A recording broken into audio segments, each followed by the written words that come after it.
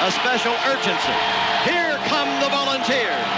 Wherever you listen throughout the world, it's football time in Tennessee. Cutting to the far sideline, down to the 45 to the 40, 35-30. Is there a flag on the play? I don't see one. 15, 10, 5, 4, 3, 2, 1. Touchdown! Tennessee scored! Yeah, the sun's burning fog off the Tennessee. The Vawls Navy's making waves and it's orange they bleed. Vawls Nation's tailgating and they're raring to go. Yeah, when Nealon gets to rocking, it's a hell of a show.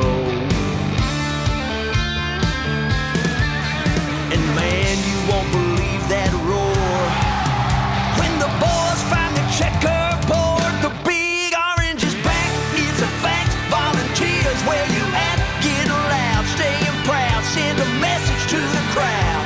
Y'all better get used to the fact the big orange is back. We are. What's up, y'all? Welcome to the Vawls Deep Podcast. Episode 6 officially underway. Wish that pigskin went through the uprights. Then Josh Heupel is the greatest coach in the country right now, right? Yep. But What do you do? I mean, didn't happen, you know. We're not doubting anything. We ain't questioning anything. We're not hurting. Josh Heupel is simply the greatest coach in the country if we make that kick.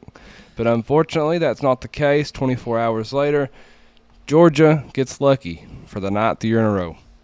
lucky is the word, because for 59 minutes and 53 seconds, we was going to win that game.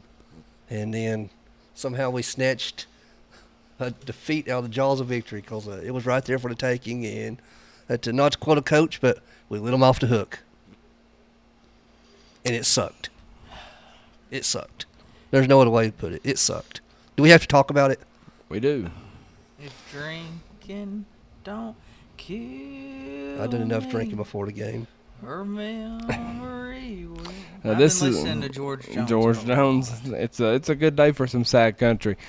This is our news and notes segment presented by our great friends at Freedom Motors, second-year sponsor of the Vawls Deep Podcast, and we recommend as many people as we possibly can to go there and get your new ride from Chris Looper at Freedom Motors. Great people, great business, and we look forward to telling you more about them throughout the show. What are your positive thoughts about last night's game? And to be perfectly clear, this is not Butch Jones mindset. Even though I've heard much louder Butch Jones crowds at Neyland Stadium, we're not talking moral victories. We're not five-star hearts here. Yeah, almost is not good enough. We're the University of Tennessee. For me, it's simply that Tennessee closed that gap. In 2020, 44-21 loss.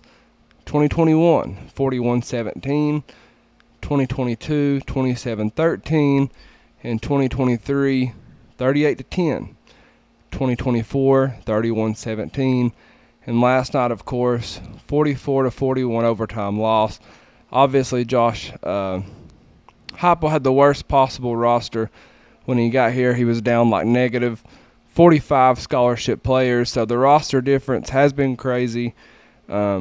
Honestly, it's still far off as far as rosters, but it's good to know that the gap has closed, and that's my biggest positive. The first thing I'm going to say is to any negative person out there that's calling for Josh Heupel's head for him to be fired over this game, I don't know what y'all are watching, because some people are saying that we got outcoached. We didn't get outcoached. We didn't get outcoached. No. We outcoached Georgia for, again, 59 minutes and 53 seconds. It was in that game with a less talented roster, let's be honest about it, than Georgia, less stars on a roster. We were right there, just so close. Guys, I celebrated like the kick went through, because I was confident Max Gilbert was going to make it. I thought it went through. From my vantage point, I'm up in PP. We all jumped up and down, and about 15 seconds later realized, oh, shit, it didn't go through. But the positives, our offense is back. Our receivers look tremendous. I don't knows too many drop balls. Quarterbacks throwing passes on dimes. Got a lot to work on defense. I'll say this. The thing that yesterday proved to me is that we are one of the best teams in the SEC and in the country. There is no doubt to me, even though yesterday hurt with the loss, somebody had to win, somebody had to lose. Like, you can't, both two good teams just can't win. Somebody had to do it, and it was us yesterday. And the thing that gets me with these Tennessee teams, like ever since Coach Heupel's been the coach, it's either one year we got a great offense, mediocre defense, or we got a great defense, mediocre offense. Well, now our offense is starting to pick up, our defense is starting to slack. So I think we got to start finding that balance. Look, I've been told Spanky needs some volume. Needs volume? Yep, Spanky needs volume. Hello? Got a private message, so. Or needs to get closer to the mic or the other. That's normal. I'm pretty close to it. Well, Pretty close. you're getting critiqued already. Oh, yeah, we was Hopefully that close. that helps. Check. That close to defeating Georgia. And let's be honest, that game, that loss, is not the loss that will keep us out of college football playoffs. No. That loss will not hurt us in the end when that comes down. As long as we handle our business and go on, we'll still be right there in the top 12. It might hurt us our chances of hosting a playoff game. We'll see. But that loss is not the loss that will keep us out of the playoffs. This Tennessee team's for real. And we opened a lot of eyes on national TV. I don't think that one's going to hurt us at all because, honestly, like after seeing everyone in the SEC play, to me it's Tennessee and Georgia and maybe Texas A&M just because of their schedule. That's it. To me, like, it seems you got Tennessee, Georgia, and everybody else. So I see us going to Atlanta, and I know Georgia and I know Kirby Smart does not want to play us again. Ooh, could you imagine that, Tennessee and Georgia back down there in Atlanta? Mm-hmm. Before we get too positive, Yeah. let's not go there yet, Spanky. what, We just lost. We can't be that happy. what are your big negative thoughts for your all? Mine simply just obviously missing the kick. Sure, love to see us be more aggressive on offense at times, but I'll be honest, man, I think Tim Banks sucks this year so far. But again, if we hit that kick, we're not having this conversation at all.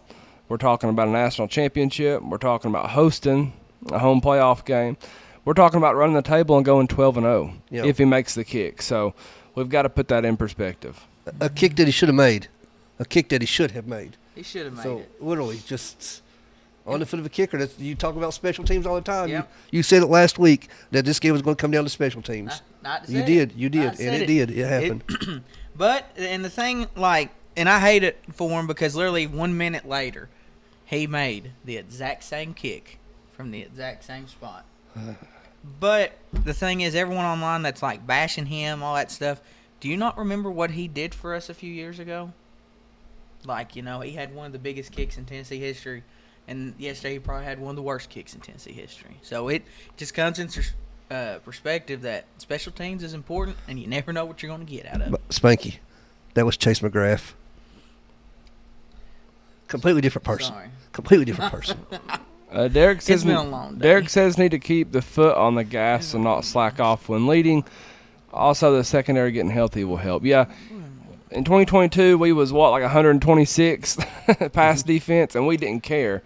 We still aired out the offense full speed. So I agree completely. I will say that final drive, the last 2 minutes and 20 seconds, I thought was absolutely perfect till the false start. Jesse says there's no reason to want to play in the SEC championship game. You can make the playoffs without it. It's becoming a meaningless game. That's Well, right. that's- We're not arguing that. We're just saying if we beat Georgia, right, then man. we're sitting here talking about being in the SEC championship, playoffs, hosting a game. That's what we're saying. And Spur, you made a good point there. That, and not a lot of people are talking about it, but that false start to me hurt us worse because you got to think, because there were 7 seconds left roughly Yep. when we kicked it, and everybody's like, "Oh, why don't he run another play?" We just got a false start. What's going through Heupel's head is we just got a false start on this. Let's just go ahead and kick it before something else goes bad. Yep. And it moved us back, and it could have messed with it. I think if we were 5 yards closer, even though it went 10 yards that way, it could have been a different kick. It would have been a different kick. And, a lot of people say, well, he should have ran another play. Well, it's easy to second guess now because if he makes a kick, we don't question it whatsoever. It's always the what ifs. I trust Josh Heupel. It put us in position to win the game. We should have won the game. We didn't win the game, but that is, maybe we should have been more aggressive in overtime. We can talk about that. Yep. But Yeah, frustrating. I'm upset. I'm not mad. It just hurts. Yeah, Scott says he didn't like playing for the field goal after the turnover, and I could agree. I could agree with that probably more than what he did to kick the field goal. I don't know, man, but again, if we hit the field goal, nobody's complaining about anything right now. Nope. We're live on Facebook, TikTok, and YouTube. We have a great show lined up for you tonight. We look forward to interacting with you. Comment, like, hit the share button, please. The more interaction we get, the better the show will be. We want to hear your thoughts and opinions throughout the show. On the Vawls Deep podcast tonight, we have our regular segments. Hound Dogs Knoxville, as always, will be giving away a $25 gift card to the listener winner segment that will be found on our Facebook page. After the show, we'll tell you more about that later. We also have a loser tonight. Someone must dip their hand into the awful cup of misfortune. They can do the punishment, or they have to donate $100 to charity. Sounds like a plan to me. Karen Williams says yes, should have went for the touchdown. I agree, Karen. I agree. Again, hindsight being 2020, put us up 8 points. We also should have stopped them on 4th down and 6 and allowed to throw a 30-yard touchdown pass over the shoulder. And that was a beautiful, it was that pretty. was a beautiful catch. Give Gunner Stockton credit there. I mean, Gunner Stockton, he balled out yesterday. He made. That's one of my biggest complaints about Tim Banks. Is he put our freshman cornerbacks in horrible position. Mm-hmm. But he has to get pressure on the quarterback because our defensive lineman obviously can't do it. 700 and that's about to hit 800 likes already on TikTok. We appreciate y'all very, very much on there. I'm also going to say this. Let's not for 1 second put this loss on the officials. I thought the officials done a fairly decent job the whole game. They wasn't noticed too often. There's always going to be 1 or 2 penalties or non-penalties or whatever that you're going to say, oh, the refs blew it. Not in this game. The refs didn't cost us that game. No, I mean, it sucks they didn't have a single penalty in the second half. That's a little ridiculous. But I didn't think it was bad. I think one of them interceptions could have possibly been called for pass interference because the guy had us around the neck and the other one's intercepting. So, but again, I don't think overall it cost us a game or anything like that. Let's just go ahead and hit some offensive and defensive stats that really stand out to start off. Joey Aguilar, great game. 24-36, 371 yards, 4 touchdowns, 2 interceptions. One was a slip, wasn't his fault. And again, I think the other one probably should have been called for pass interference. Tennessee rushing, Star Thomas led the way, 9 carries, 60 yards. Deshaun Bishop, 15 carries for 54 yards. Peyton Lewis, only 5 carries for 19 yards. I'd like to see him get more involved, but man, it's hard when you got Star Thomas and Deshaun Bishop. Honestly, I believe it was Stephen Hensley post earlier on Facebook. It should go Star Thomas and then Deshaun, and then that's our two-headed monster. And Peyton Lewis is scary too, but when you got them 2 studs back there, it's kind of hard to distribute the ball. To me, we're gonna get more in running backs later, but to me, it's very hard to get one going when they're getting a series or whatever, and then they're done for maybe the rest of the quarter. I mean, so it's I played a little running back, not in college, but you get going, you get the momentum going as the game goes along. Tennessee receiving, Chris Brazel, 6 carries, 177 yards, 3 touchdowns. That's 29.5 yards per catch. Brazel put on a show. Yeah, he did. Braylon Staley, 9 receptions, 97 yards, and a touchdown as well. Mike Matthews, 5 receptions, 59 yards. Miles Kitzelman, 3 receptions for 33 yards. Defensively, Arion Carter led the team with 13 tackles. Andre Turrentine, 10. Let's see here. Other big shout-outs, Dominic Bailey had a great game. 5 tackles, sack, tackle for loss. Caleb Herring, 4 total tackles, 1.5 sacks. 2.5 tackles for loss. So 3 total sacks, 6 tackles for loss for the Tennessee defense. Let's grade some position groups. Start with the quarterback. I gave our quarterback an A-. He had one bad interception. You said it should have been pass interference on that call. The other one was just going through a deep ball. I don't fault him on that. It worked just like a punt. But, my goodness, Joey Aguilar looked like all SEC, all-American quarterback. Wasn't phased. Was not phased whatsoever. Come out on fire. Those first 2 or 3 drives was absolutely awesome. The place is going berserk. We'll talk about the environment here in a little bit, but I'll have some things to say about that. But Joey looked apart. Joey acted apart, and we got our quarterback, boys. We don't need to talk about that guy that plays for that 0-3 team any longer. He'll be in the portal before long. I'm going to talk about the portal here later, too. And again, that one interception, I mean, it was underthrown, but the guy couldn't even come back to it because the other defender had him by the neck. So, I'm going to give him an A. Yeah, I've got an A as well. That first quarter, when he went 14 of 14, like, wow, to me, that was just impressive. That's when the offense was firing on all cylinders, and then he kind of had a dip. He did, and he even admitted in his post-game press conference, he didn't put the blame on no one else. He said they just threw some different packages at me that I've not seen before, and that was him manning up. But towards the end of the game, he found his groove back, and we got to think, this is his first time, let's be honest, facing like a real defense in a real big game environment. No offense to Appalachian State or who they played, but like, this is his first true test, and I thought he didn't flinch. Really good. He passed the test with flying colors. Really did. For sure. He put us in position to beat Georgia. We can't say that for the last 8 years. And to be fair, Josh Heupel's had a bunch of games where his team or offense has slacked in the second quarter.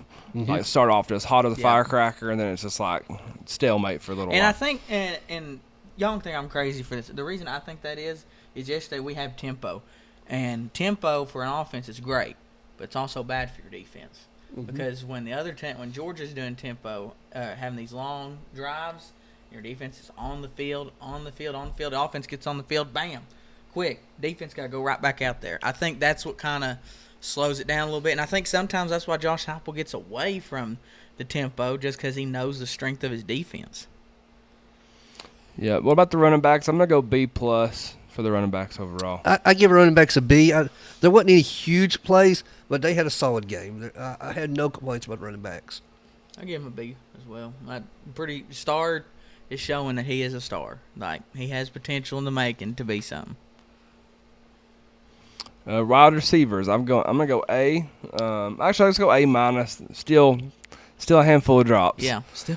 I give us an A. I thought we'd done really good with a lot of 50-50 balls. We took 2 balls away from the Georgia defenders. Thought our receivers played well, especially Chris Brazzell. I give A-, like Luke said. It's not that there is drop balls, because, there's always going to be drop balls in the game. It's the time of the drop balls. It's like when we need a catch here on 3rd down, or you're wide open, you just drop it. Like, to me, that's the frustrating part, but their stat-wise, it was impressive yesterday. Tight ends, I'm going to go B. I went A-. I thought they protected well. They done their jobs. Nothing really stands out, but Yep, done their job. Yep, done their jobs. Offensive line. Hey, listen, we only gave up 2 sacks against arguably a top 3 defense. 1 in the sack, country. 2 tackles for loss. 1 sack? I thought I'd say the stat said 2. So 1 sack. Pretty good with me. That's an A in my book right there. Yep. Protected Joey Aguilar in the biggest game of his career. And David Sanders is still out. Yeah.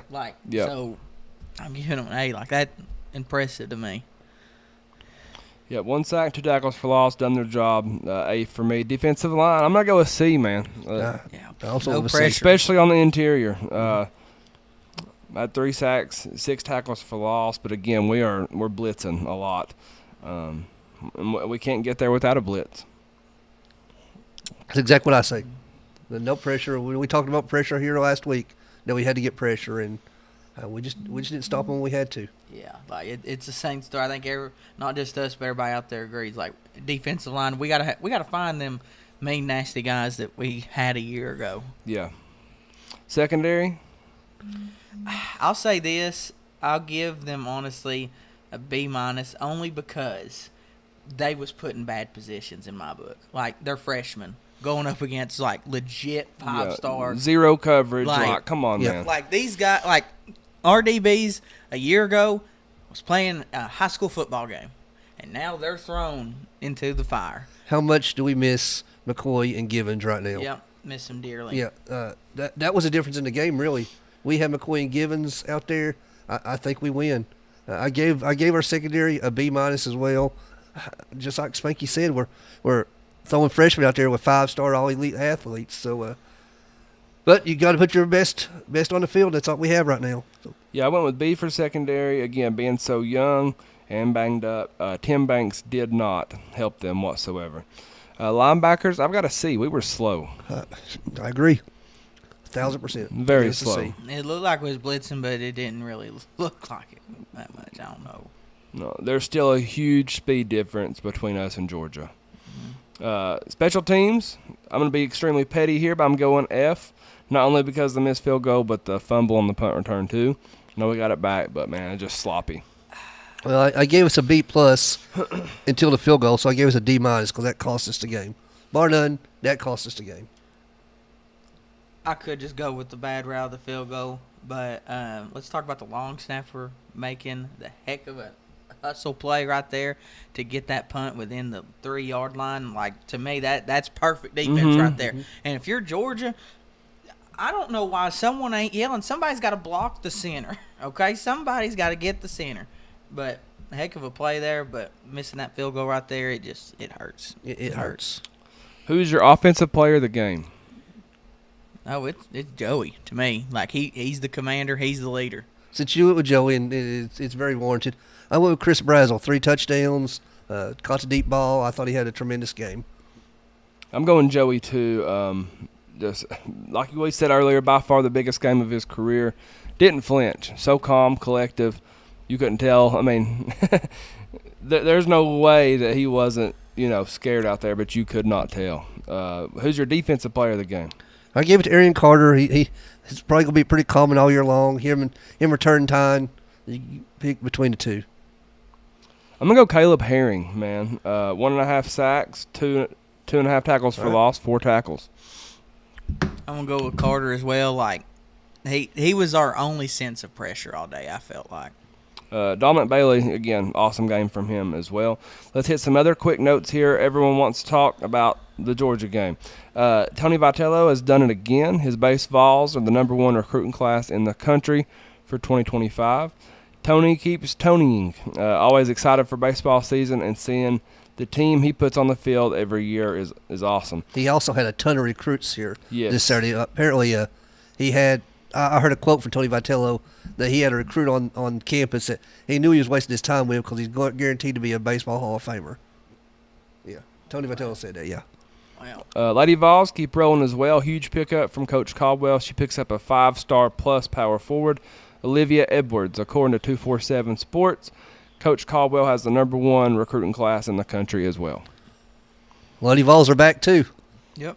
It's also mentioned that Nico, I am regretting this, is 0-3. Throwing this out there because hell with him, and their coach has been fired. So Got him canned. Maybe Yeah. don't hire his dad to coach. Think that could happen? I did see an AI thing Yeah. of that today. Yeah, I've seen a few AI things about Nico. Bless his heart, they were 15.5-point favorites to New Mexico and lost by 25. Have we ever, and I know we're the ones doing it, but has there ever been like a fan base, like, I'm not going to say creepily stalk Oh. a former player before? Like, does this ever happen like this? Do you know who we are? Yeah, I know. Hey, Vol Twitter's like, it's an amazing thing. It is. It is. let's see. We got usually YouTube is a little bit slow, but we've got a bunch of comments on YouTube. Big Orange says, still the way we are scoring this year, we will only lose one more game. It says we can put up the points again this year. Let's see here. Nicole Dyer says long snapper A+. Go over to TikTok. Almost 3,000 likes already on TikTok over there. They're typical Ohio State haters, some Georgia haters, whatever. But y'all was scared, that's for sure. Hey, And we're going to talk about Florida any later on this podcast. Yeah, we will. Okay, I got something to say about Oh, Florida. I got something to say too about him. I got an interesting take. I do too. Well, we may have the same take. Yeah, we might. Matthew Davenport says, "What a fluke Nico was, and what a fluke he was for us." Let me tell you the funniest thing about the whole Nico thing. Not everybody's talking about is not only the fact he's flopping over there, but he took not only a pay cut.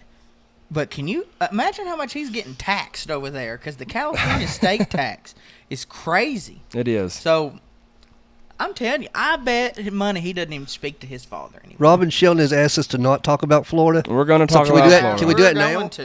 We're going to.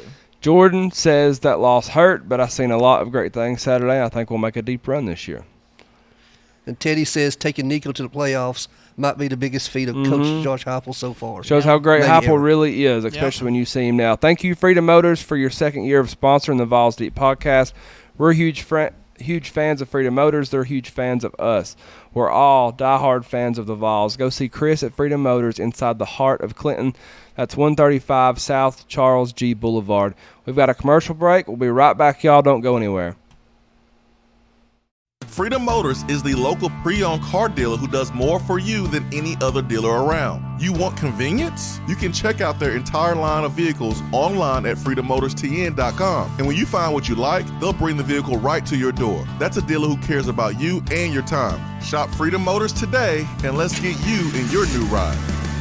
Keep freedom rolling. Keep freedom rolling. Keep freedom rolling. On down the line. Checkerboard, check the score. We're gonna be on top.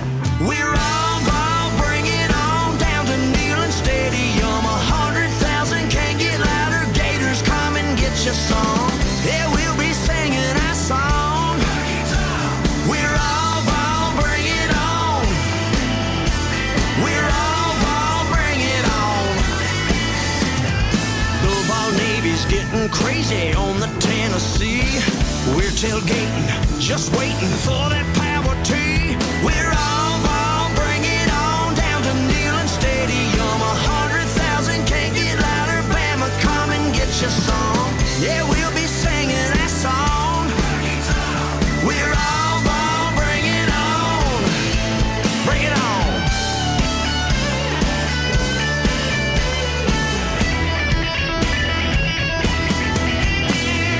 Butch and crew coming through, got this thing on lock. Checkerboard, check the score. We gonna be on top. We're all ball, bring it on down to Neyland Stadium. 100,000 can't get louder. Georgia, come and get your song. Yeah, we'll be singing our song. Yeah, we'll be singing our song. We're all. Hi, this is Lauren Levy with Black Sheep & Co. here for all your event planning, balloon garland needs, and more. Go give us a follow on Facebook, and as always, go Vawls! All right, and we are back with the 6th episode of Season 3. 4.2 thousand likes on TikTok. We appreciate y'all very, very much over there. We try to interact as much as we can. It's hard to get everybody in on all these platforms. Lord, it's hard to be humble when you're perfect in every way. Robin says he don't understand why Billy's still our coach. I hope he does just enough to keep that job another year. Ryan Jackson says Nico was the only player that was keeping us in the Ohio State playoff game. But, Robin, you're not seeing the big picture that everybody keeps talking about here. Everyone says Billy Napier has one of the best programs in the nation on the way it's ran and everything. It's just when they get on the field, it goes to a dumpster fire. Ryan Jackson, man, what's wrong with him? Ryan likes Nico. He's got a hold of some bad bootleg or something. My Lord. Rough. He's not wrong that Nico was the only person that played in that game against Ohio State. He's not wrong on that. Probably Just- he probably had to. He's begging for more money. Just Joe- the fact that we made it that far with what he is this year. Whew. Yeah, the running And Dylan Sampson carried the team to Ohio State. And Ryan, while you mentioned that Nico doesn't have the offensive line that he does now at UCLA, they've lost to two teams that probably couldn't beat Cofield High School. Yeah. It's been nasty. Joey Aguilar, 14 of 14, 213 yards, 2 touchdowns. All that with more than 3 minutes left in the first quarter. Why does Tennessee slow the offense down? He's obviously way more comfortable, way more effective, and was way more productive going fast. So why? You can't knock off the defending SEC champs without stepping on their jugular. You gotta put your foot on their throat, make them like it. All right, that brings us to Start Bench Cut, sponsored by our great friend Stephen Hensley with Orange Shield Insurance. We know he's just as disappointed as we are. He's a true Vol for life, played in some difficult times in his career at Tennessee, so we should probably call him and get him to shine some light on this situation for us. But he can't help the Vols anymore, but he can certainly help you with insurance, getting you the best price and best coverage possible. Home, auto, renters, life, business, you name it, Orange Shield Insurance and Stephen Hensley can insure it. I thought I need some extra insurance walking to that game after leaving Stephen's boat, but if he's listening, sorry. These Start Bench Cut, these Tennessee head coaches, Tony Vitello, Josh Heupel, Rick Barnes. Feel free to play along in the comments. I'm going to start Coach Tony Vitello. He's got a national championship. Got a number 1 recruiting class coming back again for the Tennessee Baseballs. He's the king of college baseball right now is Tony Vitello, so he's going to get my start. Y'all may or may not agree with me. I'm going to bench Coach Josh Heupel. Heupel's up and coming. He may be the best coach in the SEC right now that's still not reached his full potential. And I'm going to cut Rick Barnes. He's at the end of his career, and I think time's running out for him on that. Spur, that's actually the perfect order. Mike Spank. Sorry. Spur, that's actually the perfect order in my eyes. When I was creating the Start Bench Cut list, like that's what I envisioned. Tony Vitello, he brought us the national championship, so therefore by default he's got to be start. And then bench Josh Heupel. I think he's going to get us there. I truly believe it. And then Rick Barnes, even though I'll say this, Rick Barnes is the first coach to get Tennessee back in this era of everything sport, but time's winding down on no Barnes, and someone else is going to have to take the reins here pretty soon. Yeah, I'm starting Tony Vitello. The ring speaks for itself. Benching Josh Heupel, and I'm going to cut Rick Barnes, but I got to get to that Final Four. Yep. Mitchell cuts Vitello. How in the hell could you cut Coach Vitello? No. Wow. Matthew says Rick with a lifetime contract. Yeah, how are you going to cut Tony Vitello? Yeah. All right, Start Bench Cut. These tailgate spots.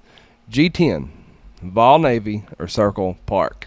All right, time for me to get fired up over something. Yep, there you go. A couple of years ago, I got invited to go down right next to Calhoun's on a very nice boat owned by one of our sponsors, Stephen Hensley of Orange Shield Insurance. That day changed my life. It's the first time I'd ever sailgated, and I absolutely love it. It's relaxed, but it's not so relaxed. I don't remember the hours of 12 to 3 o'clock yesterday. I don't know how I made it in the stadium. I don't recall. I don't recall stopping and using the porta potty. All it takes is one of them vodka and watermelon Red Bulls. We had Flying Panda vodka. I do know that when Spurs starts talking about him being blessed, I was blessed. he's sideways. I was blessed. He's blessed. That being said, I do know that my tickets never got scanned yesterday, but I made it somehow. Dude, you should have gave me a call then. Well, I didn't realize it till later. Did my tickets get scanned? Nope. Oh well. So I'm starting the Vol Navy. It's awesome. I'm going to bench G10. Unfortunately, G10 is going away soon, but there is. It's packed, and it's tailgate, especially if you get on the top of it. I'm going to cut Circle Park simply because I feel like that's more of a sponsored tailgate, and it's not my normal thing. I'm gonna start Vol Navy because, like I said, being out there on Vol Navy, it's relaxed. You're not like just out there like just amongst everybody in the crowd trying to walk in. You're just it's more of like an intimate setting. If an intimate setting was a bunch of people on a boat. Having a big time. Then I'm going to bench G10 because Morgan Wallen put it in his song. G10's like synonymous with Tennessee. I hate that it's going away. And Circle Park, that's more like the corporate people that tailgate. It's more of the, if I go over there, I want to get judged for not having a high credit score. You start Vol Navy. It's unmatched anywhere. I'm gonna bench G10, especially the top of G10. Gotta have that T on there. Yeah. And then I'm gonna cut Circle Park. Nothing wrong with Circle Park. A lot to do there. It's pretty cool. But as far as getting rowdy, that's why someone gets rowdy over there. Everybody just looks and goes, just like yeah. If you're not rowdy, that's when you're getting looked at funny. Yeah. Start, bench, cut. Which remaining opponent are you most excited for? Alabama, Oklahoma, or Florida? I'm excited about Alabama. I want to go down to Tuscaloosa. I've not been to Bryant Denny Stadium yet. I plan on making a trip this year, especially since those tickets seem to keep coming down. So I'm going to go to Alabama if at all possible this year. I'm excited about that. I'm going to bench Oklahoma, welcome somebody new into the SEC, coming to Neyland Stadium for the first time. Their fans are great. I hope they bring about 250 of them. That's about it. That's going to be a good game. That's going to be a really good game and a big test. I'm cutting Florida because they suck, and we'll still find a way to get beat. I'm going to start, actually, Oklahoma. Oklahoma has actually not looked bad these last few weeks. Like I told y'all for a season. That could be a very interesting matchup at Neyland. Like that's got playoff implications right there. It really does. I'm actually really looking forward to that one. And then I'm going to have to bench Alabama because it's at Bryant Denny Stadium. And I'll tell you, Spur, if you're going to go to that one, me and Luke know all about it. It's flat. Not only is the environment in the stadium flat, but the walk to the stadium is very flat. The whole earth's flat, Spike. You get it right. Don't start. And then I'm going. This ain't the bye week. I'm going to cut Florida because Florida's going to be a different team when we play them because they'll probably have an interim head coach and probably not DJ Lagway anymore. Telling you, Tennessee's going to be facing former quarterback Harrison Bailey in the swamp. I'm going to talk about Florida. We talk about Florida. I'm going to start Alabama just because it's the best rivalry. I'm going to bench Oklahoma. I'm going to cut Florida because I don't want to play in the swamp. I don't care how bad they are. I don't want to play there. We could probably play a little league team called the Gators in the swamp, and they'd give us a run for our money. Teddy Davis, make sure that you tag Ryan Jackson in that last comment. I like that. Start, bench, cut these chicken places: Chick-fil-A, KFC, or Zaxby's. Spanky wrote these, didn't he? Yeah, I did. How'd I know? This one's the easiest question you got, though. You start God's Chicken, Chick-fil-A. Amen. You bench Zaxby's, you cut KFC because I'm not even sure that's chicken anymore. Amen, Spur. That is the perfect answer right there. God's Chicken, it'll bless you all the time. Now, I'll tell you, the drive-through service in the mornings for breakfast is not up to par with the lunch and the dinner drive-through service just because they got one lane open and they do the speakers. But everything about Chick-fil-A is wonderful. My Chick-fil-A order is a number one combo: no pickles, a 12-count nugget, and a chocolate shake. And then in the mornings, I get a 12-count nugget, a chicken biscuit meal, or sometimes I'll just get the 30-count nugget. You get a 30-count nugget for yourself. Yes. And then Zaxby's is very good. I'll say this, and this is going to cause a lot of media stir, so here we go. Zaxby's and Raising Cane's is the same thing besides the toast. No. Said it. Deal with it. No. Zaxby's has better seasoning on their fries. Zaxby's fries are better. The chicken Raising tastes the same. Raising Cane's chicken is fresher. The cane sauce. That's the difference in my book. The cane sauces. I love it. You have a valid argument there, but the chicken is the same. Cane's overrated. And the Colonel, the KFC died when the Colonel died. That's what Patrick said. He says it moved to Texas. There ain't nothing Kentucky about it. Hey, I should have put, no joke, I should have put Popeyes, honestly. Because Popeyes... and that one in Oak Ridge died fast. It died before it really hit the trend of the chicken sandwich. Hey, if you want a dry but buttery biscuit, you go to Popeyes. If Popeyes had served breakfast with them same biscuits, it'd be over with. I'm starting Chick-fil-A. I'm benching Zaxby's. I'm cutting KFC. 10,000 likes on TikTok. We appreciate y'all very, very much on there. Start, bench, cut these World Championship belts: Big Gold, Winged Eagle, or the current WWE Championship. This is pretty easy for me as well. I start the old classic Winged Eagle. It's the best belt that's ever been created in my time. Yeah, the Winged Eagle's awesome. I'm benching the Big Gold. It's Ric Flair made over, 16-time world champion, and I'm cutting the current WWE champion because it's a prop. Spur, you've out had it, but to me, I'm starting the best one ever made. I actually have one. That's the Big Gold belt. See, I was a WWF fan. Mm-hmm. The Big Gold was WCW. Well, so that's the difference. Well, when I started, the Big Gold was the World Heavyweight Championship. Mm-hmm. So we're talking about two different eras here, but that Big Gold, it's synonymous to me. Like, you see it, you know what it is. The Winged Eagle, to me, while I'm benching it, it's smaller. It's just a little bit smaller than your normal size, like the Big Gold or anything else. And then I'll have to cut the WWE Championship now because, like Spur said, it's a prop. It's a marketing tool. That's why it's got the big W logo on it because of branding, all that stuff. There's nothing special about it. I should have put the spin. I should have put the spin. You should have put the NWA World Heavyweight title on there. Then we would have talked. We probably would have been here for about 2 hours. Nope, because that's all the wrestling talk we're going to do tonight, folks. Yep, I'm with you guys. I know nothing about this, so I agree. Come on, man. I agree. No, I mean, that's my start bench cut. I agree with you all. You should have put that as a dual question. We'd have went on. Let's be honest, no one believed we were going to be undefeated this year. Many said 7 or 8 win predictions. But we took the best coach in all of college football down to the wire. Right now, I believe both Georgia and Tennessee are playoff teams. How much difference does it make if we get David Sanders, Jamal McCoy, Ricky Gibson, Tyree Weathersby back? How much does this add to the ceiling to this team? You know, if this team gets healthy, we are very, very dangerous. Mm-hmm. Nobody wants to play against our offense right now already. Yeah. If our defense could shore up to where we know it can be, if Tim Banks becomes Tim Banks again and actually calls some decent defensive plays, we get our talent back, this team's good, and watch out. We'll be right there. Well, they'll be talking about us in December. Yep. All right, we'll be right back, y'all. We got the duel coming up next, so make sure you stick around. Y'all get to vote for that. And the belt on the wall, speaking of belts, behind Spur, that will be up for grabs. Thank you, Stephen. Make sure to check out both Orange Shield Insurance and Stephen Hensley Realty today.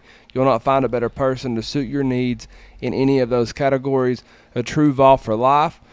Let him know that the Vawls Deep podcast sent you. Don't go anywhere. We'll be right back. Orange Shield Insurance, the do-it-all insurance company serving all of Tennessee. Free insurance quotes and free insurance advice. Just visit the Orange Shield Insurance Facebook page. Home, auto, business, commercial, professional, rentals, renters, boat, RV, motorcycles, ATV, valuables, events, life, and much, much more. 865-742-1672 is the number to call or text. That's 865-742-1672. Give my friend Steven, a true VFL, a call or text today. MBM Heating and Air, making your comfort our business. MBM Heating and Air is all Vol and proud sponsors of Vawls Deep. We offer Goodman, Amana, Daikin, and all other major brands of HVAC brands of ducted and ductless systems.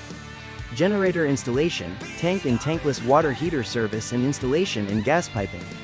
We have 24-hour on-call service, 100% financing with approved credit. Our office phone number is 423-346-2626. We look forward to hearing from you. Go Vols!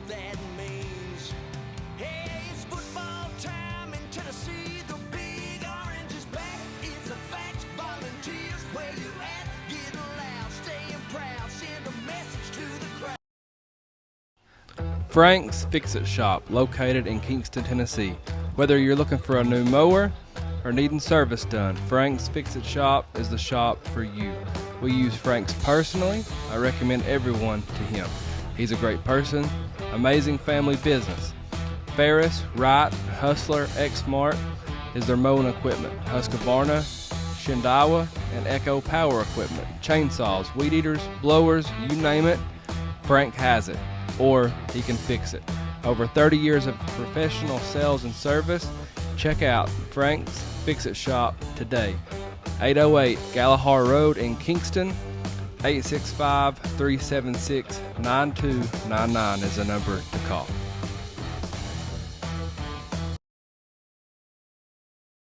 All right, we are back. We want to thank everyone for listening to us, watching us, whatever you prefer. We appreciate all the support from you and from our sponsors. Right now we have The Duel. The Duel is sponsored by Matt Cole and Chandler Kite at 865 Exteriors. Roofing, siding, doors, you name it, they can build it. They can repair it. Check out 865 Exteriors today for all of your exterior needs and repairs. All right, several questions will be asked. Some are random, some they know beforehand. They'll argue their answers to the best of their ability. Now, the winner's selected by you, the listeners, so vote in the comments who the duel winner is. Josh isn't here tonight. He's the current champ. So he don't win. He'll have to vacate the belt tonight, but let's be honest, he never holds on to it very long anyway. He don't ever last long anyway. For the ones that don't know, Spur, he's got the laptop. Spank is in the orange hat. Let us know in the comments who is going to win the duel or who is winning the duel. Question 1, who or what do you blame for the loss versus Georgia? Do you want to do it or do you want me to do it? I'll let you go first. I blame Max Gilbert. He makes a field goal kick. We win the game. Simple as that. It was on his leg. 38-yard field goal from the left hash. Should have been automatic. He missed it terribly. He makes the kick. We win the game. We're all celebrating. We're all talking about a national championship. It's on him. I hate it for the kid, but it's 100%. If he makes the kick, we win the game. Period. I'm going to go with the coach speak answer here. I blame everybody. Luke, how many players are on the team? 105 maybe? Yeah. I blame every single person that had an orange jersey or a white quarter zip on yesterday. I blame all of them. You blame Joey Aguilar for that loss? He's part of the team. We win as a team, you lose as a team. Everybody could have done something a little different to win that game. If the defense would have made a stop like they should have, if the defense line would have got pressure, if the corners would have been in better positions against their secondary. Heck, maybe if Joey made one good pass, even though he did really well, the running backs would have hit a hole hard one time. It could change the outcome of the whole ball game. Maybe the offensive line hadn't jumped all sides before the field goal. Maybe if our fans would have gotten just a little bit more loud. Well, that's question 5. Now, it's Max Gilbert. Makes the kick, we win the game. Period. Sorry. Win as a team, lose as a team. I'll always say this: one player does not win or lose you a ball game. I'll stand by that till the day I die. Philip says he puts it on Coach Heupel. I absolutely do not put this game on Josh Heupel. 1,000% not on Josh Heupel. He got us there in a position to win the game. Yeah, Ryan Jackson says Spur lost after question 1. Yep, fair enough. He makes the kick, we win the game, period. Someone has to say it. We got a bunch of blame the kicker on TikTok. Question 2, from what you've seen so far, what will Tennessee's record be at the end of the season? I'll let you take this one first, Spunky. Honestly, I think we're going to go 11-1 now. Really do. After hearing yesterday, or after seeing yesterday, I feel really good. Honestly, I think it's us and Georgia, 2 best teams in the SEC, and I think we're going to make it to Atlanta. I feel really confident about our team. Our final record is going to be 14-4. We're going to lose. We're going to slip up and lose one more game this season. Maybe to Oklahoma. Maybe a screw-up game. We're going to go on to the SEC championship in Atlanta with a 2-loss record. We're going to somehow end up slipping up again and losing to Georgia. Then we'll go to the college football playoffs and make it to the semifinals and losing the semifinals, giving us 4 total losses. 14-4. We've got an 11-2 from Matthew and 11-1 from Brody. Here, let me tell you what I think our record's going to be. We're going to be 1-0 next week. Yeah. That's going to be our record, 1-0. 10-2 from Sonny. I believe 10-2 in our regular season record. We're going to be 1-0 next week. That's all that matters. Barring a catastrophic injury. 10-2 says Jordan. Karen says, heck yeah, Spank. Is that a vote? Is that a vote for the Spank? I think so. Tomorrow is National Cheeseburger Day. Yeah. Oh, here we go. Double cheeseburger day. Double cheeseburger, everybody. You can tell who's excited here. Who has the best double cheeseburgers? Double bacon cheeseburger. It used to be a number 3, but it's a number 5. Don't you dare say McDonald's. I'm going with Sonic. Has the best Oh, good double grief. bacon cheeseburger. No, it's not It is Sonic. so good, and I might be just partial to it because where I'm from in Wartburg, that's all we really ever Did had. you just really besides say Hardee's. Sonic has the best double cheeseburger? It is. Spur, have you ever had the double Yes, bacon cheese from yes. Sonic? It will hit the spot. It brings back nostalgia for me. And the Baconator, I don't count it as a double cheeseburger because it's a Baconator itself. I'm counting things that say. There's a double new cheeseburger. place that just opened up in Oak Ridge. You're going right to say there at damn Culver's, ain't you? I'm going to Culver's say damn is very Culver's. good. I didn't Yeah, think it's of that. Culver's. Culver's has the best double cheeseburger anywhere right now. I'm not counting Five Guys as fast food. I'm counting this fast food. Culver's double cheeseburger. It's got that 3 slices of cheese, that butter bun. It's the best double cheeseburger you get. If you haven't been to Culver's, you need to go check them out. Culver's is very good. It's really, really, Dang, really he good. outsmarted me. Really good. Damn. LaMichael says Yeehaw Smash. Is that a Yeehaw Brewing Company? I got a We feeling went fast food on that one. So. I haven't been there. Yeehaw Smack. That sounds like something that That don't need to sound be good. said on. Salmon television. Andy says Mitchell. That is a very good one. Karen says Five Guys. Five Guys is way up there. They're It is. expensive. Patrick said Whataburger. The Whataburger and Sonic's the same. I'd like to go to Whataburger on the strip, but everybody keeps wanting to just line up outside. Robin and Matthew says Culver's is amazing. Gosh, I love Culver's. Didn't think of it. I think when I was thinking of this, I was at Sonic. I think that's what it was. I'm hungry too. I was disappointed. I went to Culver's after the game yesterday, and they closed 2 minutes before I got there. Ended up having to go to Freddy's. Question 4. In the off season, in the last few off seasons, all we've heard about is the Neyland Stadium upgrades.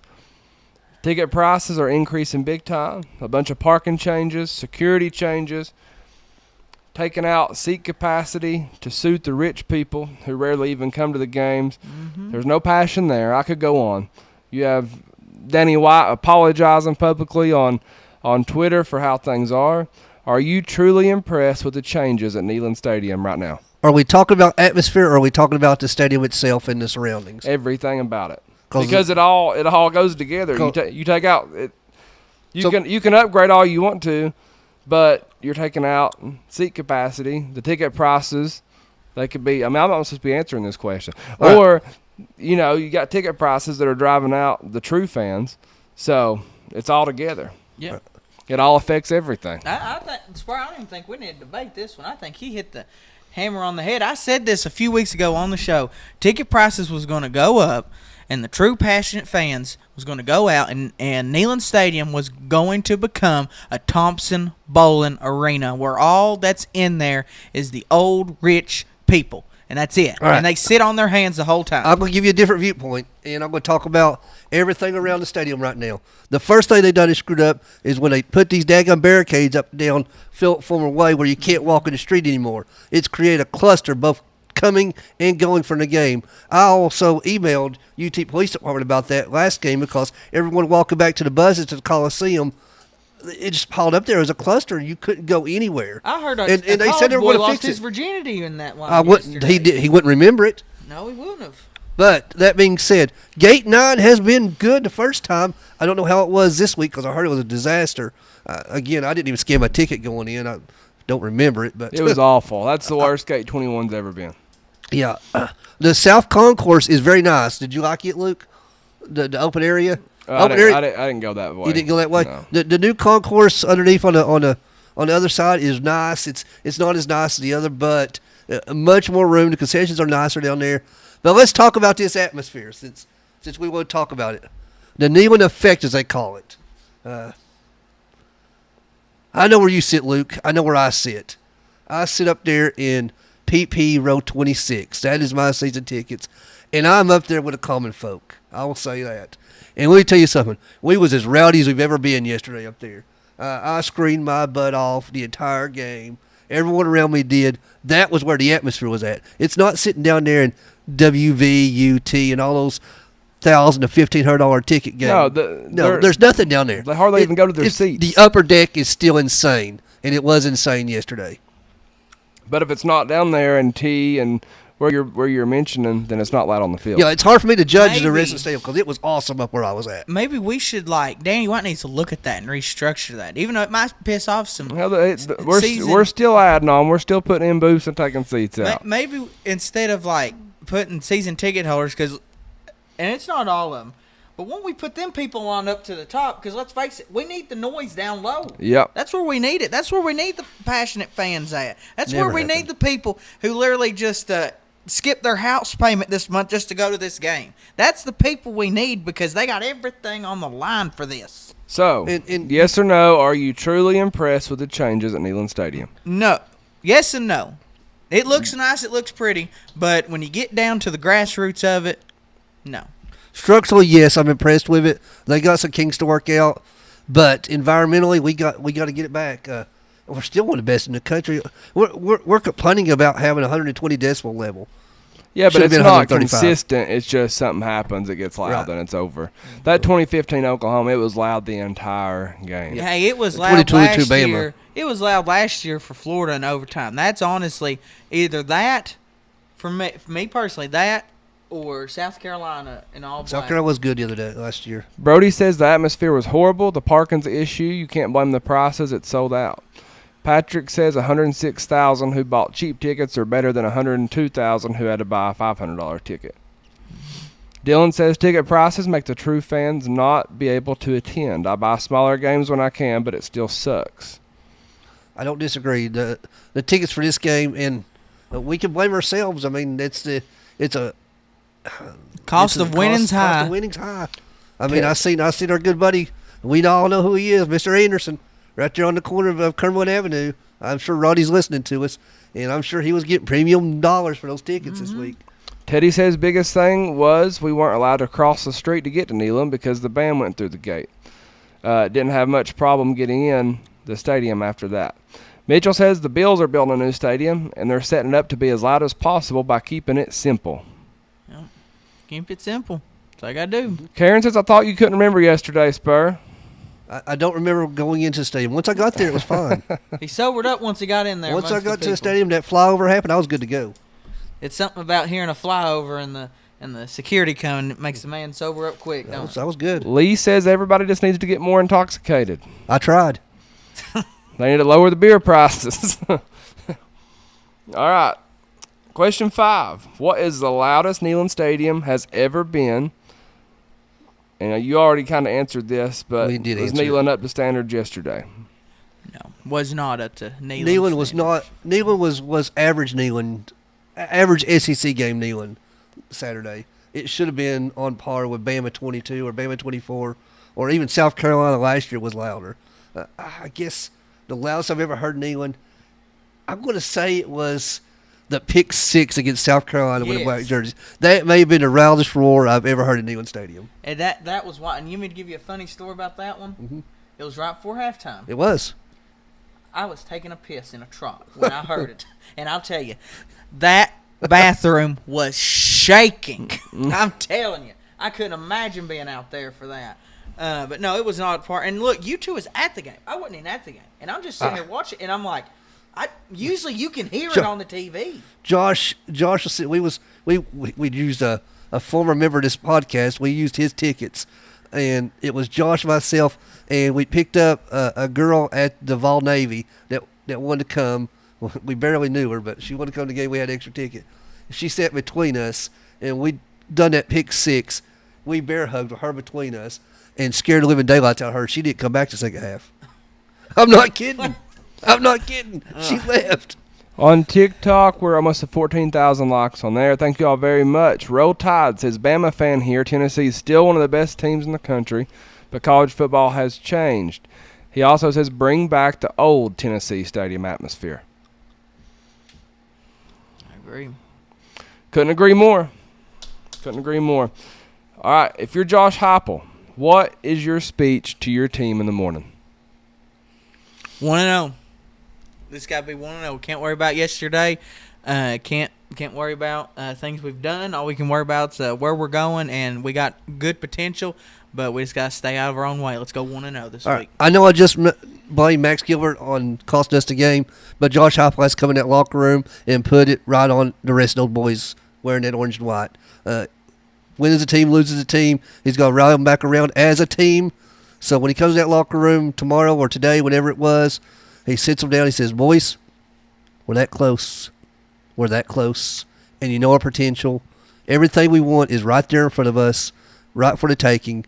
Let's put on this jersey. Let's put on this helmet. Let's go out there. Let's get to work. We're 0-0 this week. Let's be 1-0 after Saturday. We have UAB to worry about. Let's go take care of our business and worry about the rest of the schedule when it happens.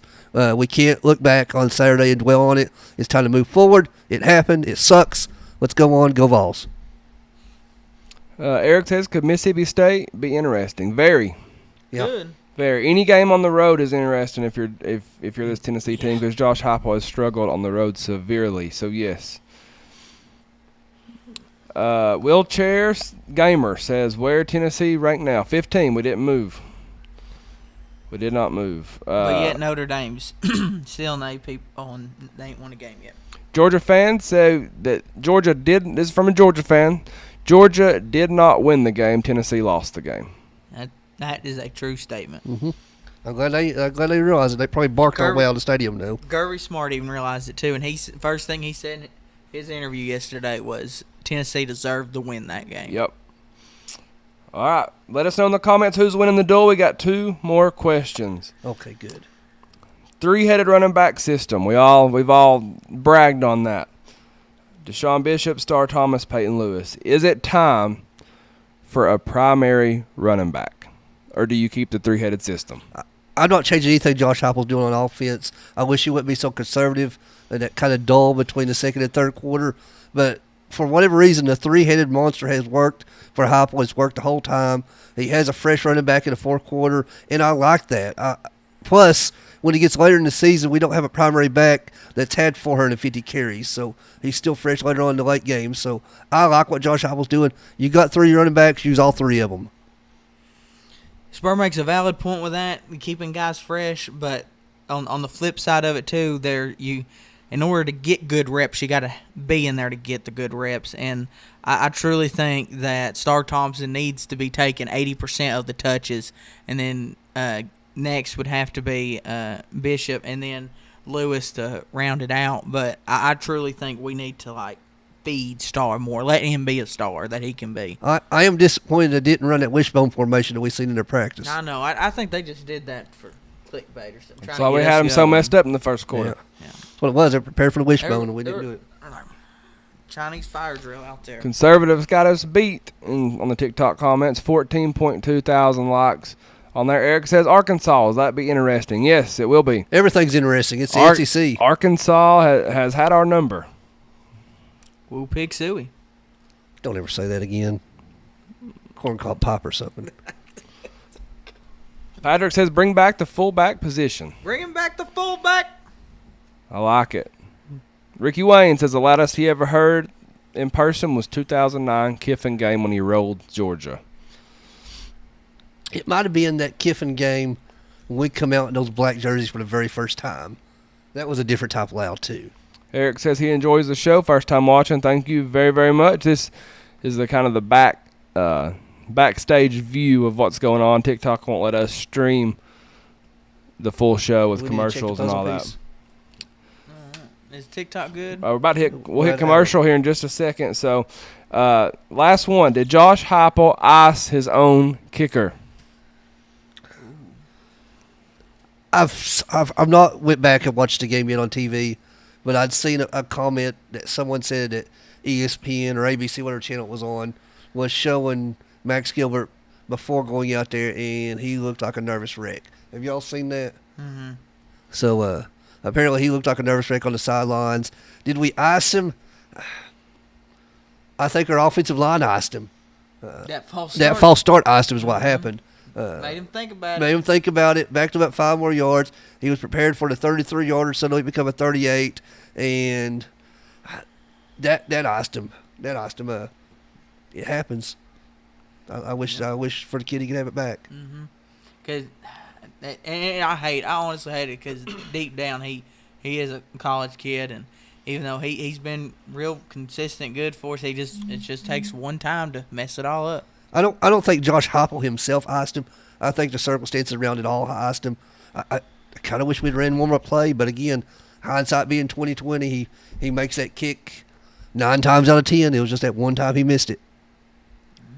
All right, let us know in the comments who won the duel. Spanky in the orange hat, Spur with the computer.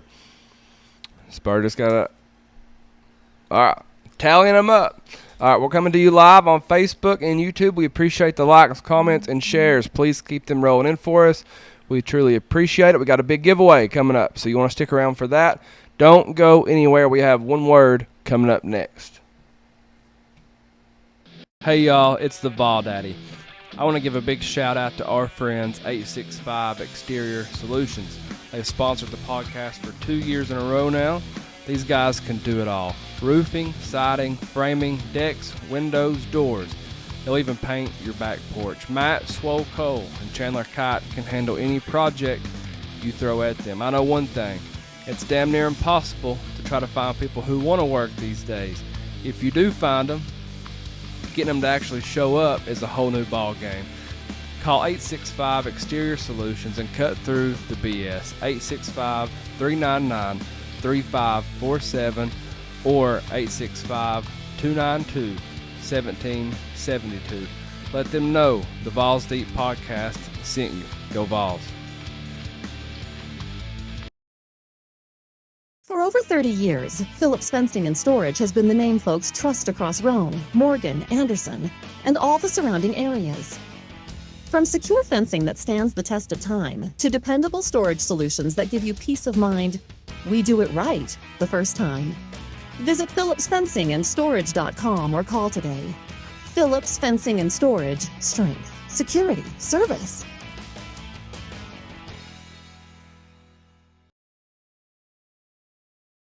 EFGU TV located in Oliver Springs, Tennessee. Your source for accessories, parts, and service. Specializing in drivetrain upgrades, differentials, maintenance, and turbo rebuilds and transmissions. Give ZFGU TV a call for your side-by-side needs. Yep. I'm putting it above my bed. All right, we are back. We had to restart TikTok, but we was up about 15,000 likes on there. Barely missed the cutoff there. They like cutting us off in an hour. All right, we're going to play one word. Episode 6 continues inside the Vol Cave. This segment is presented by our friends at Frank's Fix-It Shop. Check out Frank's for any of your mower, small engine repair needs. He has all the tools to get the yard work done. If you own a small business, maybe a side hustle, whether it's mowing lawns, landscaping, cutting trees, trimming hedges, whatever it is, Frank has what you need. How one word works for those that are new. It's very simple. I give a person, a city, a thing, whatever. We must describe that thing using only one word. You ready? Let's do it. Yeah. Here we go. Feel free to play along in the comments with us. Last night. Sad. I didn't know that was on here. Close. I'm going to go with sick. Sick. Walker on TikTok says, Spanky, a girl named Kayla, said she loved you. That's an idiot. A 2-1 record.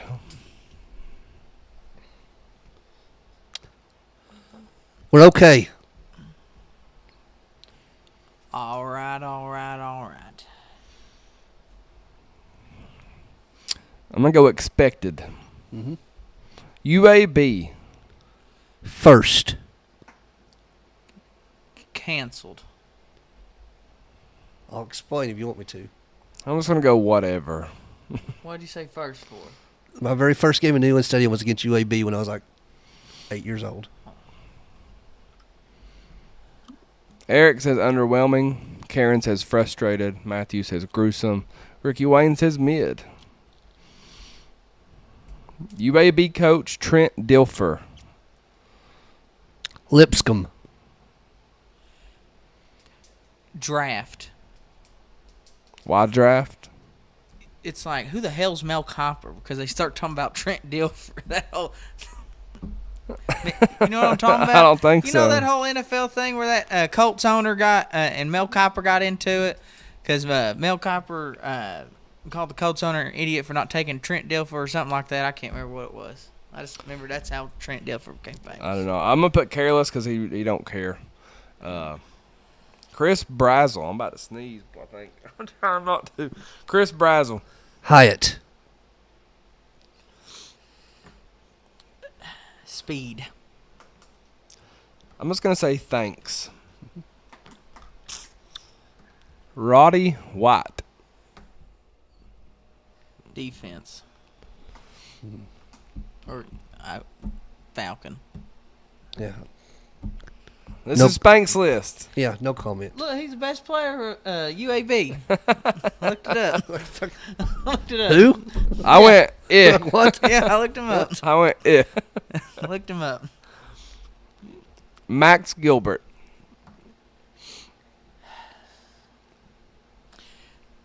Buddy. Just want to put your arm around him. Hey, buddy. Emotional. Just speechless. Speechless.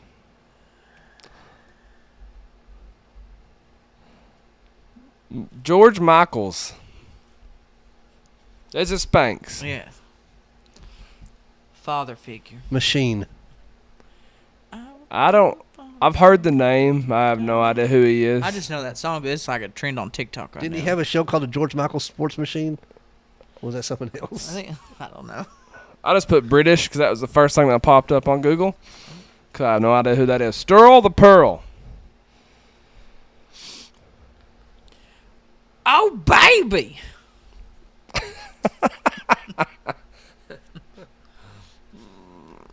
Give him a sunshine. Someone say sunshine. Meow, meow, meow. Enthusiastic. He's not the Spur.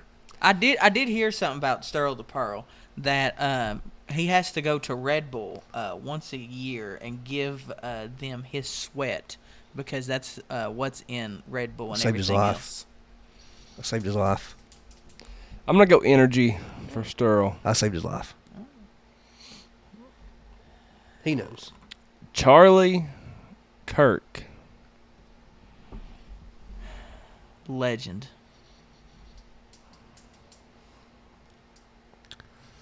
I'm going to go legacy. Truth. Birmingham. Tracy Lawrence. Memories. Oh, God. Memories. Porta Potty. John. No recollection. Oh, Hey. that wasn't the next one. I thought that was the next word. Porta potty.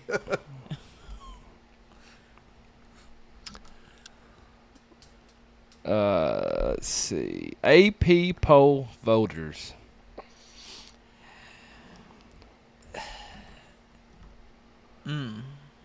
Nerds. Computers.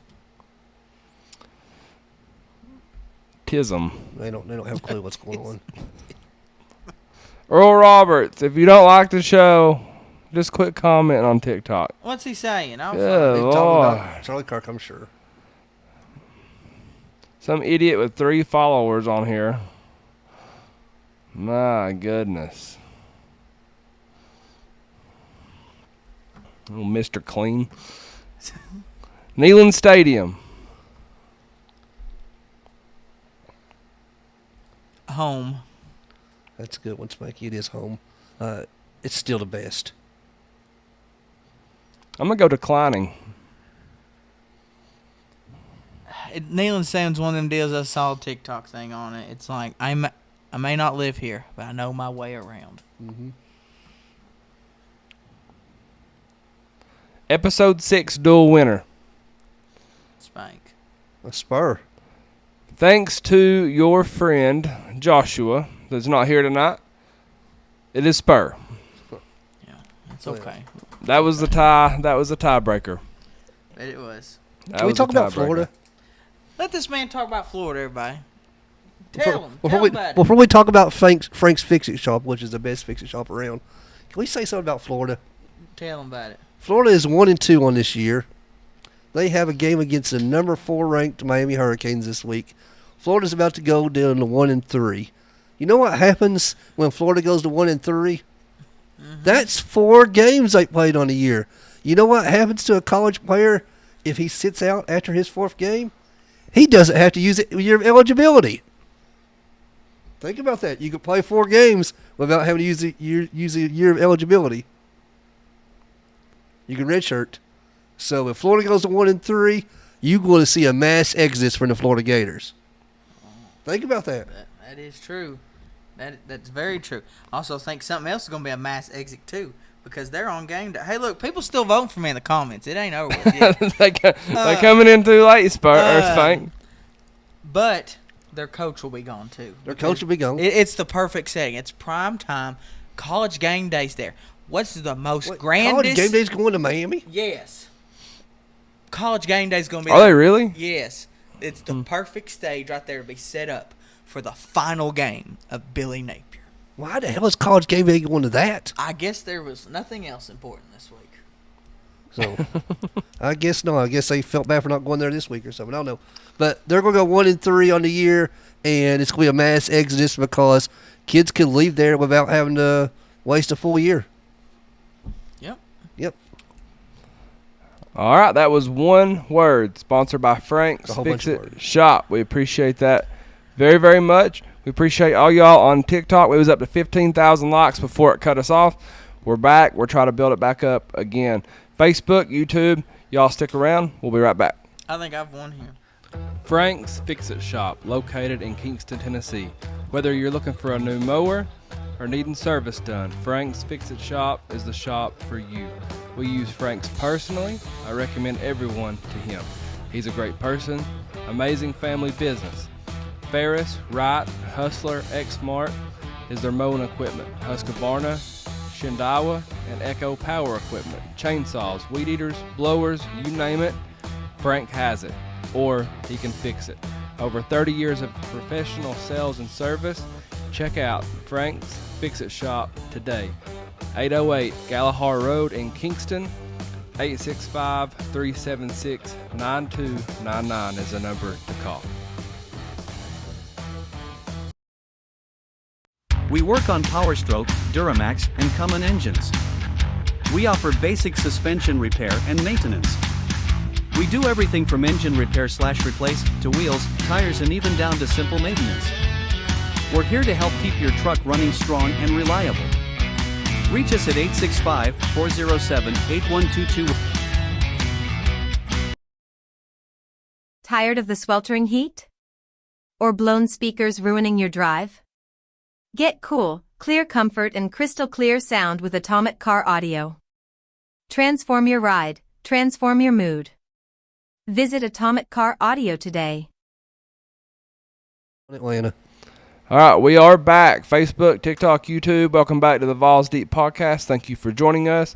This segment is presented by MBM Heating and Air. Typically, we would hit our keys to the game versus our next opponent, but let's be honest, no fan wants to talk about the Blazers or whatever the hell they are, Alabama, Birmingham. So we're just going to generally talk here. What does Tennessee and Josh Heupel have to fix going forward?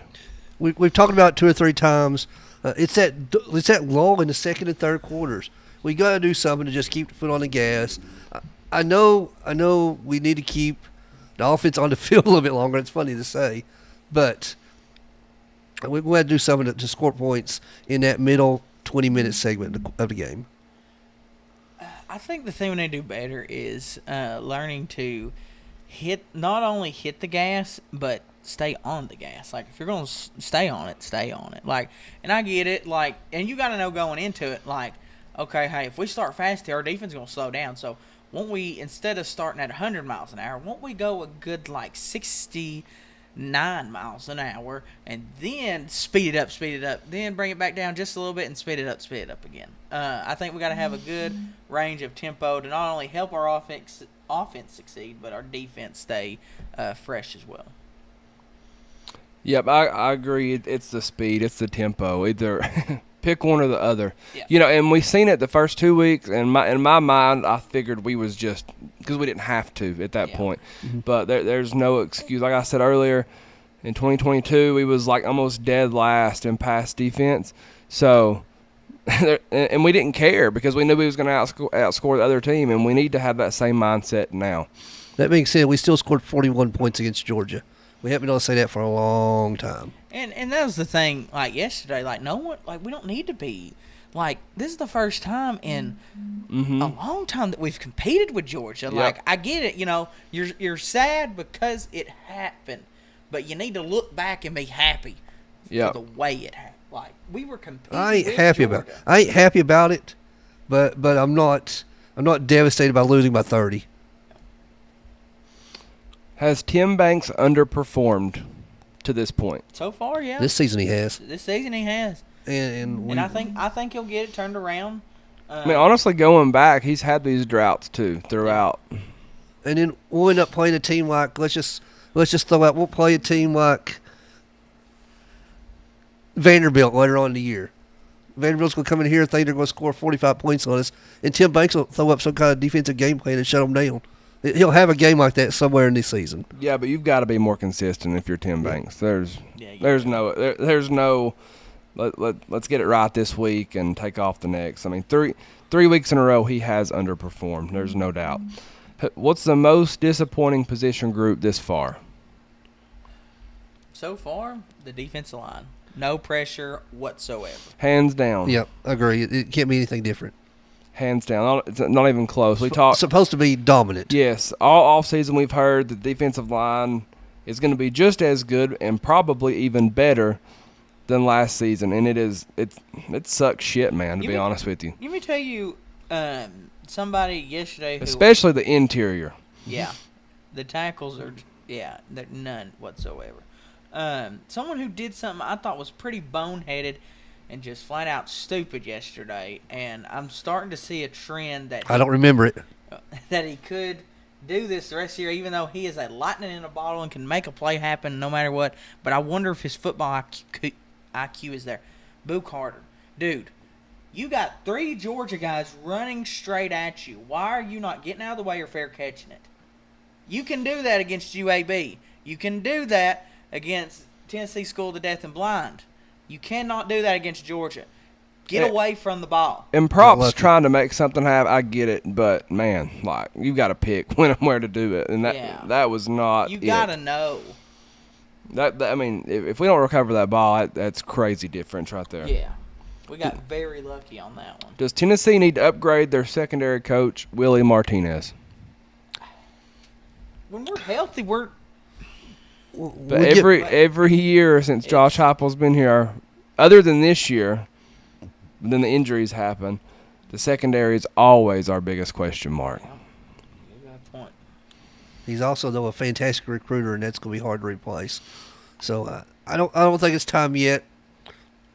I want to get McCoy and Ricky Gibson back, and then find out what we have for sure. But not yet. But it's certainly worth talking about. He's been here not consecutively, but 9 years. There's something to say though about, and he's not had any sort of promotion. There's something to say about loyalty and keeping your coaching tree together. It's something that a lot of coaches can't do. Yeah. Who is your running back 1 right now? Star Thomas. Hands down, Star Thomas. Star Thomas. NCAA knew that before we did.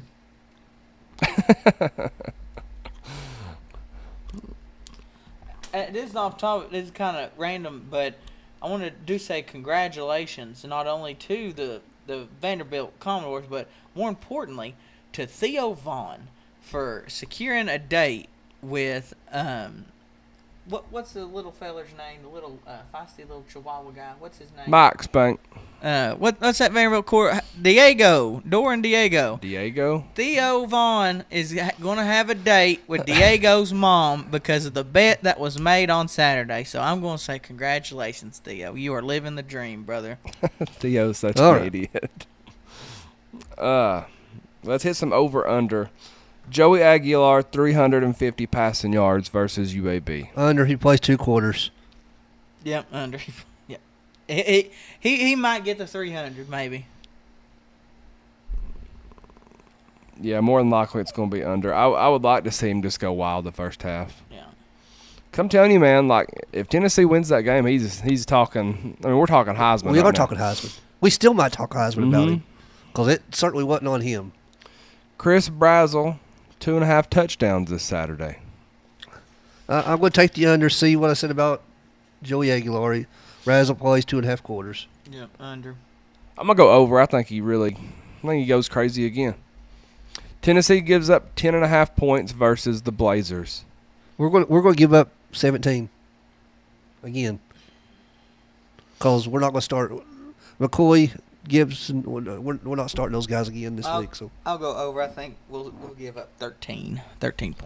Yeah, I'm going to go over too. I mean, Tim Banks has got to show us something at this point. UAB 2.5 pre-snap penalties. Over. This is not Georgia. They're not as disciplined. Georgia didn't have any. I know. We had 5? It's UAB. They're going to be nervous at coming home in here. The environment's going to be good. It's not going to be great, but it'll be social hour by second half, hopefully. Yep. I'm gonna go under until Neyland starts performing like it used to. I'm pissed off. I'm petty about this, man. It is pathetic. I give them 2 just because they're a less team than Tennessee, and they'll be nervous about it. We'll see. I hope. Let's see. Blurring Grimer says he blames Shane Umarov as well for the false start. Yeah, he's one who did it. Whole sequence just, I don't know, it took forever. See, Georgia players clapped their hands to simulate the snap. Luca asked if there's a call-in number. There used to be, but it got too stupid. People trying to sell tractors and it ain't trade time. So we decided to take that off. Call-ins don't work for these things anymore. Hey, speaking of the clap, did you guys watch the clap? Yeah, the clap. Different kind of thing. Did you watch the Notre Dame Texas A&M game yesterday? I did. When the Notre Dame quarterback, out of frustration, his line was down and ready, but out of frustration, he clapped. But he's turned to the sideline, and he claps, and the center snaps the ball 20 yards backwards. It was probably the most hilarious thing I've ever seen. I'm happy it happened to the Irish because I hate them. I like their coach, though, but I hate them. Like their coach, right?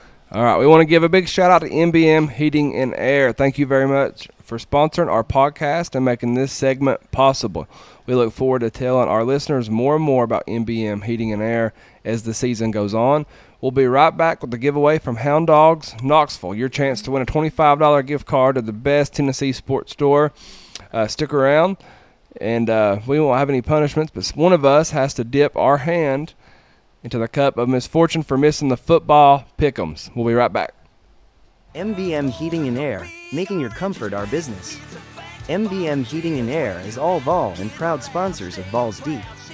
We offer Goodman, Amana, Daikin, and all other major brands of HVAC brands of ducted and ductless systems. Generator installation, tank and tankless water heater service and installation and gas piping. We have 24-hour on-call service, 100% financing with approved credit. Our office phone number is 423-346-2626. We look forward to hearing from you. Go Vols!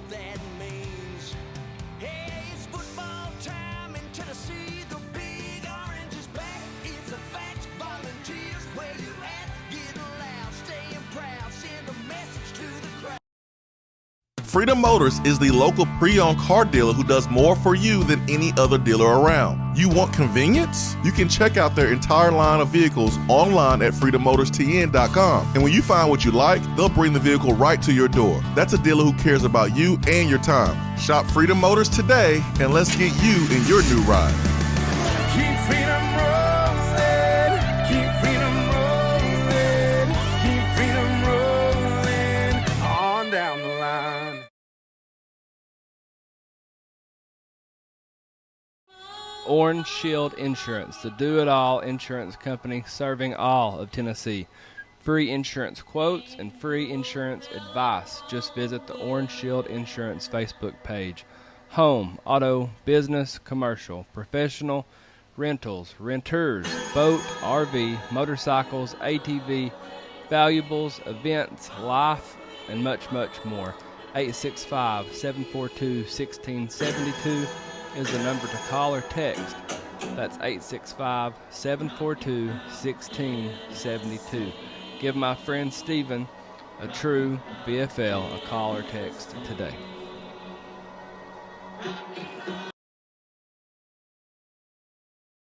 Well, He sat in AA, so he probably did get some good Yep. experience up there.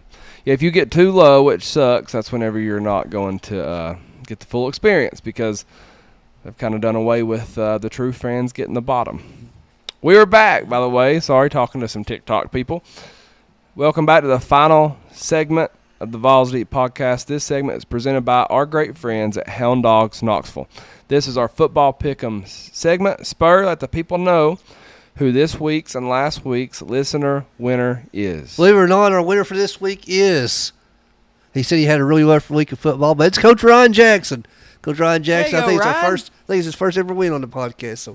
So Ryan's won this week. We'll I'll get in touch with you, get your information. I'll just bring it by and knock on your door because you won't be there. He's never at home when I come over there anymore. Otherwise, we're about to do our pickles for these next 10 games. These 10 games will be posted to our Vawls Deep Podcast Facebook page, hopefully whenever this show's over tonight. And comment under this post only. The winner receives a $25 Hound Dogs gift card and some swag from the Vawls Deep Podcast. Can I put my name in the comments and win a prize too? You've been doing good this year, so maybe. All right, last week's loser, going 5-5, decided to leave the country tonight and be on a plane somewhere. Joshua Jackson went 5-5 last week, so he must draw out of the cup of won? misfortune. Who won though? We'll get there. We'll get there. Yeah. That's what I want to hear. Josh, are you listening somewhere? I'm gonna draw it. Polly says we do a great job on the show. Thank you very much. Josh is on an airplane somewhere right now, so hold that for me. All right, Josh, I'm drawing your punishment for you.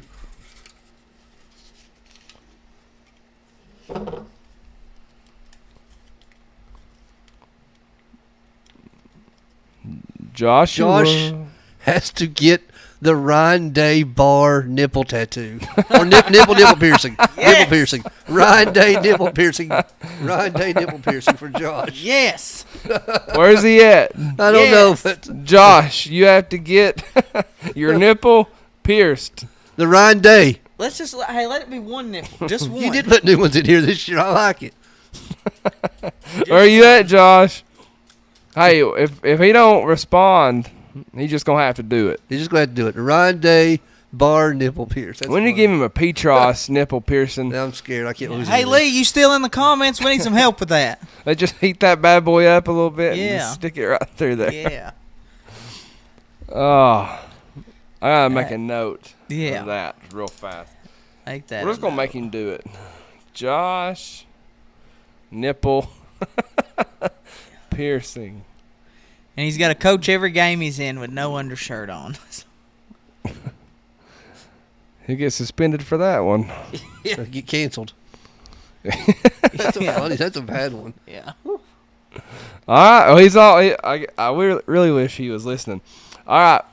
He's probably cussing on the airplane right now. Overall records: Week 1, Spanky won. Week 2, I won. Week 3, us three went 7-3. Spur was closest on the points. Oh. What I guess on my points? I must have went high. Spur went 59 points. All right. Spanky went 39. I went 45. Dang. All right, game 1, Thursday night football. Miami Dolphins at the Buffalo Bills. Buffalo. Hey, will you pull Josh's Yeah, picks I'm up for trying me? to right now. I'm sorry. Also going with my Bills as well. I shouldn't say that. I'm not committed to no NFL team. I'm sure he picked the Bills. Josh took the Bills. I got them here.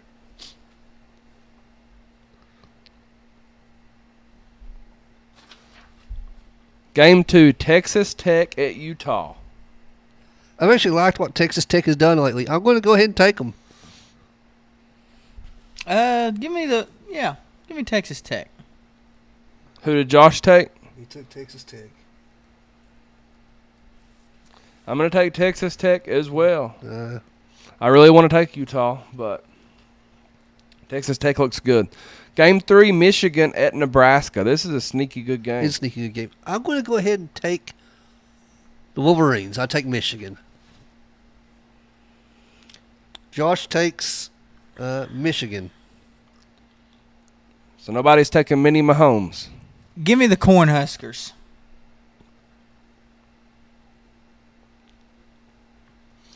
Man, this is tough. Yeah, give me Nebraska. I'll take Nebraska. Game 4, South Carolina at Missouri. Ooh. I'm taking Missouri. Is there any update on South Carolina quarterback? I don't know. I've not heard. Josh takes Missouri.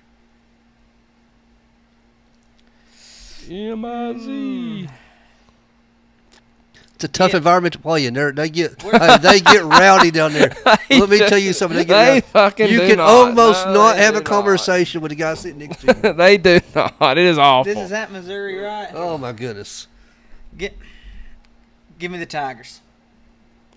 I was really hoping somebody would take South Carolina because they're going to get rolled. I've got Missouri as well. Game 5, another sneaky good game. Illinois at Indiana. I hope Indiana wins, but Illinois has been on a roll. Give me Illinois. Josh takes Illinois. Illinois. We're not going to have many differences this week, I'm afraid. There's not many good games. Shoot, there's some good games. Illinois. You know what? Let's roll Indiana. Is that a rivalry game? Let's shake it up. Probably. Let's shake it up a little bit. I'm going to go Indiana. Florida at Miami. Is anybody going to take Florida? Nope. Miami around the board. Josh as well? Yep. Poor Gators. I love it. I do too. Oh, they look good against South Florida, didn't they? 1 in 3, half their team goes into the transfer portal. Yep. Game 7, Syracuse at the Fighting Dabo Sweeneys. Ranked number 35 in the country now suddenly. Give me Clemson. Clemson. Josh takes Clemson. What if, though? What if? I don't know. That Syracuse coach made his boys run into that game last They done sprints. They did. They pulled a Herb. He did. Yeah. It's like the Miracle movie, right? Go out there and run some more.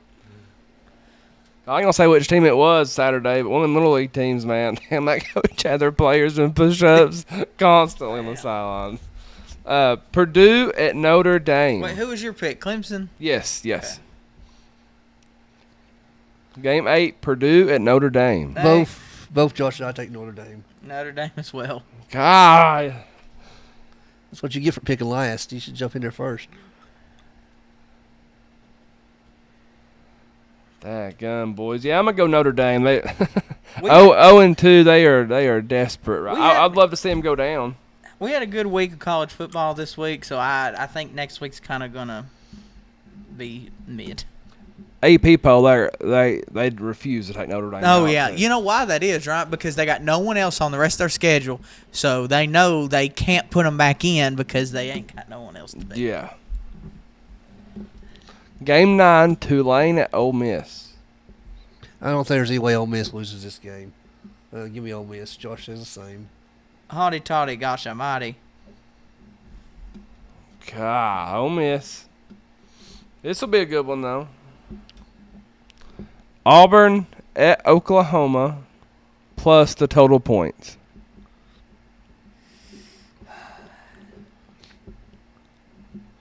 Give me Oklahoma 53.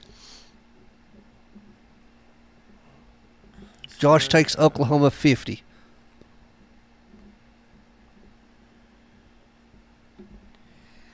good friend of mine named Josh Moore is a big Auburn fan. I'm probably going to go to an Auburn game with him one day this year. And but Josh, I'm sorry. You not want him eagle it? Boomer Sooner. Total points. 55. I'm going to go Oklahoma. I'm going to go 49. Hope that Oklahoma defense steps up for me here. Again, these 10 games will be on the Vawls Deep Podcast Facebook page. Tiebreaker will be the total points scored for the Auburn-Oklahoma game, so make sure you include that on your comments. The winner will receive a $25 gift card from the greatest Tennessee sports memorabilia clothing store there is. That's Hound Dogs in Knoxville. Visit them online, hdknoxville.com. Yeah, this will probably be posted around Wednesday. I'll schedule the post tonight, and we'll have a good time. 18,000 likes now. We had 15,000 likes before they cut us off. So great night on TikTok. Thank you all very, very much on there. Especially y'all get behind the scenes with all of it. So can we film Josh getting that tattoo or that piercing? Yes, we will. Yes, Josh will be getting the nips pierced. All right, thank y'all for watching. We'll be back next week. We appreciate all of you that listen to us after we air this as well. You can rewatch on YouTube and Facebook. And as always, our podcast will stream on all podcast audio formats.